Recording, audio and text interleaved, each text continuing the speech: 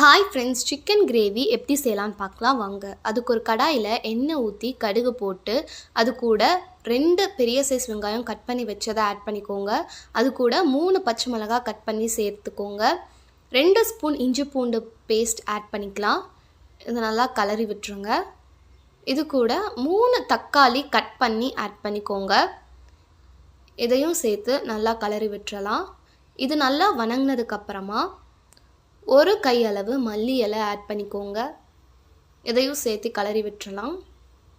இது கூட சிக்கன் கொஞ்சம் கொஞ்சமாக சேர்த்து நல்லா கலரி விட்டுறலாம். இது கலர்னதுக்கப்புறமா இதுக்கு 1 ஸ்பூன் மஞ்சள் தூள் சேர்த்துக்கலாம்.